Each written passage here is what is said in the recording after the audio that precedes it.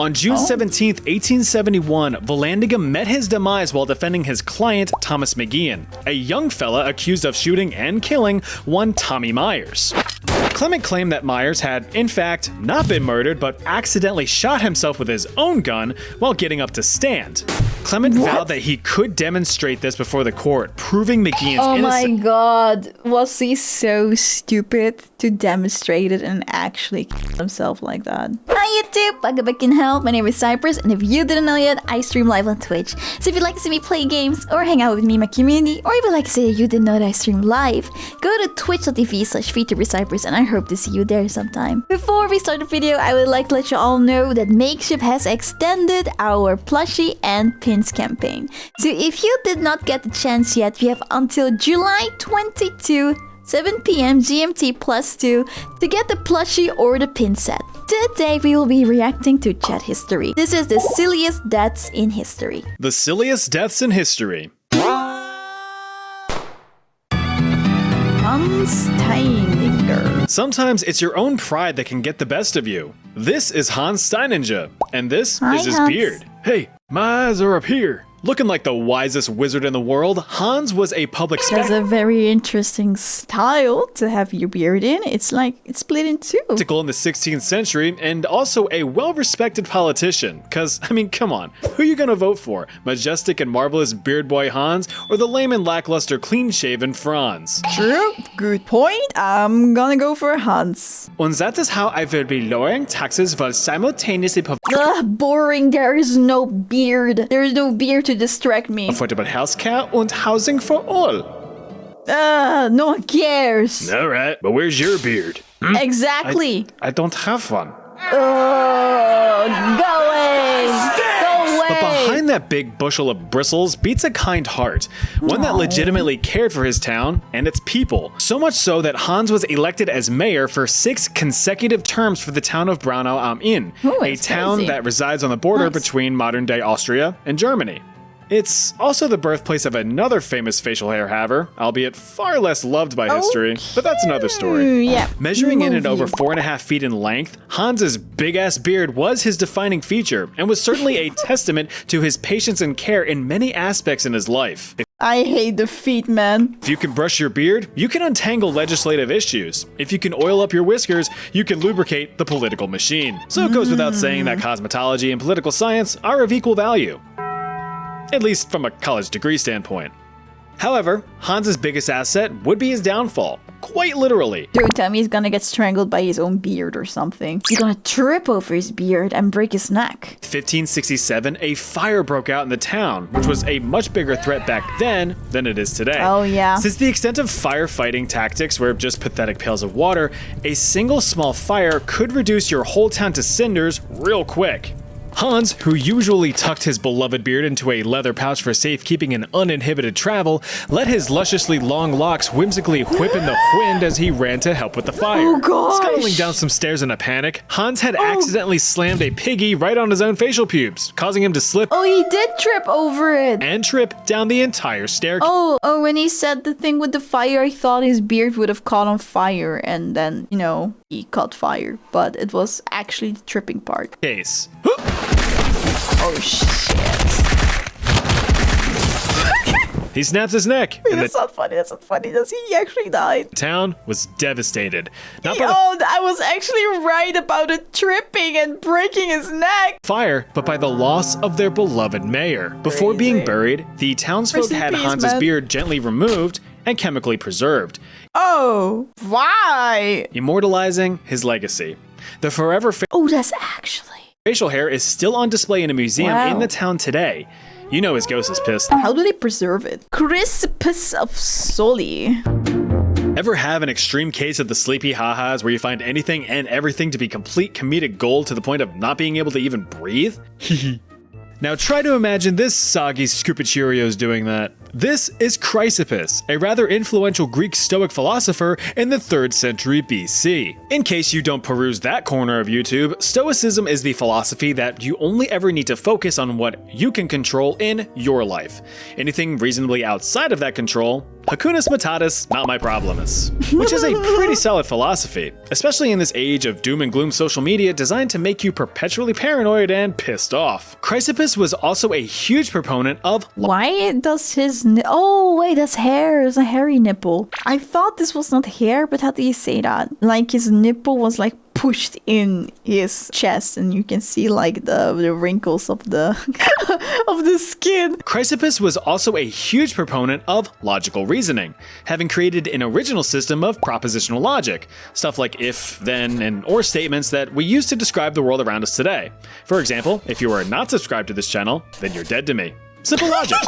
The basic idea is that any and all things happen for a reason. Well, I'm sure Chrysippus would have a hard time understanding the logic and reasoning surrounding his rather untimely death. According to legend, Chrysippus, at the fermented old age of 73, got trashed at a feast. In his slizzard state, he had stumbled upon a donkey who was munching on some figs. Registering at least a 6.9 on the ancient Greek comedy scale, the masticating mule was a hilarious sight to behold, prompting Chrysippus to exclaim, quote, "Now give the donkey some pure wine to wash down the figs." This added punchline sent the Lord of Logic over the edge. Chrysippus reportedly hurled himself into a fit of laughter so intense that he had collapsed, foaming. So was he like drunk? Because to be fair, I only got drunk one time in my life. Why did I only get drunk one time in my life? Because I don't like the taste of alcohol. I do drink cocktails and that's like about it. But if I do it, it's only one glass and it's like once in a blue moon. But one time, a few years ago, I was like, I would like to know what it's like to be drunk. So I made myself drunk on purpose. And when I was drunk, I thought every single thing, like literally everything was funny to me. The sound of the door was funny to me. You standing up is funny to me. It was so bad. Literally anything would make me laugh. So I get this. At the mouth. Despite some nearby partygoers attempting to help him, he had knocked himself dead with his own joke. But the question is, can you actually die from laughter? Sure Yes. You can. It's Yes, I actually looked that up too because I was wondering about it. rare, but medically possible. If you laugh your ass off to the point of it being an uncontrollable fit, that actually puts a lot of stress on your heart. So if you have a weak heart, you're probably going to exacerbate some underlying conditions, leading to a heart attack. You also have the possibility of losing consciousness if you laugh yourself out of breath for long enough. But you have to hear or see something exceptionally funny for that to happen, so don't worry, you're safe here. Now, of course, this recount of events is debated by historians. The guy who documented this particular death was ancient Greek biographer Diogenes Laertius, who lived a few hundred years after Chrysippus' death, so he was far from an eyewitness. That's kind of weird. How would he know? Diogenes nuts! On top of that, he also wrote an alternative, more mundane account of the comical death, simply writing that Chrysippus died of alcohol poisoning after drinking too much undiluted wine, but I guess he needed to spice some things up for his readers. If there was ever proof that the universe has a cruel sense of humor, then it's the curious case of American lawyer and politician Clement Vallandigham. Howdy. Though he resided in the Union state of Ohio during the mid-1800s, Clement was beautiful. adamantly against the Civil War, calling it, quote, a wicked, cruel, and unnecessary war, which is fine, but being a member of the Copperhead faction of the anti-war Democrats, Clement was a very vocal Confederate sympathizer, speaking out against President Lincoln and the abolition of slavery, to which Lincoln was all and sent him to the South to live amongst his Confederate companions in 1863. Clement, who was clearly not about that life, snuck aboard a ship and shipped himself off to Canada before sneaking back to his home state of Ohio to perform rather inconsequential political mumbo-jumbo for the next few years. But after the war was over, Clement attempted to run on political platforms while still advocating for slavery. However, he suddenly switched his views with the Democratic New Departure policy of 1865, which basically 180'd the Democratic Party's stance on slavery once they realized that it fell out of favor in the public's eye. So, being branded as a no-good slavery supporter for life meant the figurative death of his political career. Instead, he turned to a career in law, which would soon lead to his literal death. On June 17, 1871, Vallandigham met his demise while defending his client, Thomas McGeehan, a young fella accused of shooting and killing one Tommy Myers. Clement claimed that Myers had, in fact, not been murdered, but accidentally shot himself with his own gun while getting up to stand. Clement vowed that he could demonstrate this before the court, proving McGeehan's Oh my innocence. god, was he so stupid to demonstrate it and actually kill himself like that? And so he did. Now, when reenacting a scene that results in someone accidentally blowing a hole through their own tummy, you want to make sure that you have safety measures in place that would physically prevent you from doing the same thing. Clement didn't do that. Oh, so fucking stupid. Instead, he had mistakenly used a loaded pistol. While demonstrating the scene as Myers, Clement attempted to draw the seemingly harmless firearm from his coat pocket as he stood up. And he blew a hole I mean, I guess he proved it. through his own tummy, just like Myers. guess he Clement proved Vallandigham died just 12 hours later from his injuries. The verdict? Oh, this is so stupid. Not guilty. McGeehan was acquitted and was a free man. Until he was Wow. murdered a few years later, that is. Oh. Why is everyone getting murdered? You Bobby can tempt Leach? death all you like, but eventually, he's gonna get what's his. That's what big old Bobby Leach found out in 1926. Born in itty-bitty Britain, England in look at how 1858, cute he Leach was. grew up to be quite the daredevil. Oh. Unfortunately, most of Bobby's early life is lost to time, completely shrouded in mystery. We do know that around the 1880s, he had left boring old England for a more exhilarating life in the States.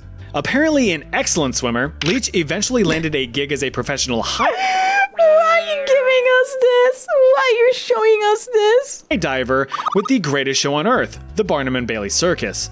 There, Oh. Ringling Bros and Barnum and Bailey combined circus, the greatest show on earth. he performed daringly dangerous feats in front of thousands of eager onlookers. This had quenched the adrenaline-thirsty void in his life for a while, but eventually he retired from this circus life at the age of 50 in order to What? Is he wearing a dress? extend his life Why not? expectancy a bit. But that logic was tossed aside rather quickly, as in the early 1900s, Bobby decided to settle down as a humble businessman at Niagara Falls. Blimey, that's a proper waterfall, isn't it? Gosh, what a large waterfall. Initially content with just opening up a restaurant, Leach noticed the ever-increasing tourists flocking from afar to see a bunch of water spill over a cliff. So, this gave him an idea. Oh, he was gonna jump Daredevil in? was back. Between 1906 and 1911, Leach performed various stunts around the falls, including parachuting from the nearby Honeymoon Bridge to the river below. Over the years, Leach continued to push the envelope, coming up with more and more dangerous stunts to draw larger and larger crowds. Eventually, he faced his biggest challenge, the falls themselves. And on July 25th, 1911, entombed in a customized giant metal barrel, Leach took the plunge. And survived. Sure, he had gashed his I forehead, thought that's where it went wrong, but okay. Oh, but he got injured. Gashed melon, broken jaw, busted kneecaps, bruised pride. broken his jaw and all of his kneecaps, but he was still kicking. Bobby God. Leach became the second person to survive the trip, right behind 63-year-old Annie Taylor. After recovering in the hospital for several months, Leach became a celebrity. Over the next several years, he had plans to make a second bound over the falls, but it never came to be. Why? Well, because in 1926, he went and slipped on a dang orange peel, snapping his leg in half, which went and got infected with gangrene, ultimately killing him a few days later. No! That is always so interesting. People do crazy shit, don't die, survive for some odd reason, and then something as stupid as that happens and they die. Oh my gosh. What is that? Remember that death always gets the last laugh. Oh yeah. William Henry Harrison. Having served the shortest presidential term in United States history, you know something must have gone down. Well, it was President William Henry Harrison's health bar. The withering president had a pretty impressive career before assuming office. He enlisted in the U.S. Army in 1791 at the age of 18 and quickly rose through the ranks, serving in the American Indian Wars, which sought to expand U.S. territory further west against native tribes, which they did. Satisfied with his service, Harrison decided to retire from the military at 25 and toss his hat in the ring for a career in politics. Recognized for his leadership skills on the battlefield, then President Guy John Adams gave Harrison control over the territory of Indiana as governor, with the goal of expanding that territory for statehood eligibility. One consequence of this territorial expansion was the Battle of Tippecanoe? Battle of Tippecanoe in 1811, which only further displaced natives from the area in order to allow more settlers to, well, settle. This success cemented Harrison's legacy, as Indiana would eventually become its own state in 1816. But leading military campaigns from afar, Oh dang, they had video games back then? that's boring as shit. Harrison missed being in the middle of the action, so He missed it in the middle of the action, so where it's the most dangerous. Okay. I mean, I've never been in the military. I've never served. I've never been a soldier. So maybe there's something I'm missing. Maybe there's something that I don't get because I wasn't there. military retirement to fight in the War of 1812, serving as a major general for the US Army against the smelly redcoats, who weren't too happy seeing the US's throbbing expansion. A bunch of people died, and the war ended in pretty much a stalemate. But the outcome solidified the US as a world power, being able to at least defend itself from a foreign power. This really boosted national morale and pride, and with no restrictions put in place, the US just kept on manifesting that destiny in the coming years. Now back in a time of peace and having successfully satisfied his war boner, Harrison fell back into politics, serving in the House of Representatives, the Senate, and eventually running for president. His opponent was 8th President Martin Van Buren, whose first term experienced an economic depression with the Panic of 1837. Oh my Of course, it's a Dutch descendant. Of course, Van Buren was given the blame for the economic downturn, even though it began over a month before he was even in office. The economy stagnated, unemployment rose, and the people were properly pissed. So it's no surprise that when seeking re-election, it was now Harrison who would be the favorite to win. Harrison won in a landslide, 234 electoral votes to Van Buren's 60, but that wouldn't matter in about a month. Elected in 1841 at the age of 68, Harrison was getting on in his years. Either a stubborn old goat or a complete idiot, he had the habit of being extremely underprepared for the weather. For example, he delivered his inaugural speech in the bitter cold and rain for 2 hours straight, with no overcoat or weather-appropriate clothes. Oh my god, don't tell me he got sick like that and then he died. Connected with the subject is the character of the currency. The idea of making it exclusively metallic, however well intended, appears to me to be fraught with... Oh, this is gonna suck. Harrison continued to endure exposure to the elements over the next few weeks, eventually contracting a deadly case of pneumonia. Oh, that's so Despite his doctors jacking him to the tits with drugs and relying on good old-fashioned that's bloodletting, really stupid. Harrison died on April 4th, 1841, exactly 1 month after being elected. Wow. I mean, at least he got to tick that off before he went, I guess. When you were a kid, did you ever try jumping off of a sofa using a blanket as a makeshift parachute, but you failed to calculate that the blanket had the proper coefficient of drag necessary to minimize your acceleration due to gravity, leaving you crashing to the floor in a possible concussion? Yes. Just me? Well, Actually, take no. that Actually, I have not done this. scenario and scale it up to adult size. Except this is your blanket, and this is your couch. Meet Franz Reichelt, the mastermind behind the parachute suit prototype. An Austro-Hungarian tailor and inventor, Franz became hyper-fixated on developing a sort of wearable parachute. He had identified a gap in the market with the rise of humanity's newest invention, the powered aircraft. Seeing reports of pilots forced to launch themselves out of their airborne contraptions if things went south, Franz vowed to come up with a solution to save lives. So we got to work in 1910 with some initial designs, testing the prototypes by strapping them onto makeshift dummies and hucking them off of a 5-story ledge. Surprisingly, the dummies managed to hit the ground at less than fatal speeds. Not bad. But there was a problem. The prototype did it even make sense, like with weight-wise everything? weighed 150 pounds. And no pilot's gonna lug all that extra weight onto an aircraft, even if it would potentially save their life. But Franz would not give up. After all, you have to fail many times before you succeed. But it did help that there was also some monetary encouragement. Turns out that France's Aeronautic Club held a parachute-esque design competition which offered a cash prize to the tune of 10,000 francs. Considering that the average wage of an unskilled French laborer at the time was only a few francs a day, that prize was nothing to sneeze at. Over the next year, Reichelt was unable to replicate his initial success with any of the lighter redesigns. But to his logic, it wasn't a design problem, it was a height problem. Anyone who has even taken a basic physics course knows that this is a bad idea. You fall exponentially faster the longer you're airborne thanks to acceleration due to gravity. But what's a bunch of stupid science shit gonna do to stop an avid inventor from fulfilling his dream and lining his pockets? Nothing. But the pavement will. But Franz, determined to test his designs from a higher height, pleaded with the Parisian prefecture of police to allow him to run an experiment from the Eiffel Tower. Begged for the thing that's going to kill him. Despite numerous rejections, they eventually gave in. On the bitter cold Oh my god. morning of February 4th, 1912, and to the surprise of everyone, Franz arrived on site in his dumpy-looking parachute suit. Now, the police only gave Franz permission to perform this stunt on the grounds that is this dummies the actual footage? would be used. Not that he would be doing the jumping himself. This guy was so confident in his invention, boasting to news journalists of how successful it was gonna be. But apparently the police didn't feel like stopping him, so after a bunch of preparations, Reichelt made the leap, but his parachute suit failed to properly deploy, so the poor fella plummeted 187 feet to his death, achieving nothing but a Franz-shaped dent in the cement. And so ends another silly video. That's so I'm gonna be sad, making man. a part 2 to this sometime soon, so That's so subscribe to see that in the near sad. future. I think you're gonna like this video here. Go watch it. I'll see you over there. Hi! If you like the video, please make sure that you like it and subscribe to my channel and turn on notification bell if you want to see more of it. I also go live on Twitch and on this YouTube channel, so come join us sometimes. Bye!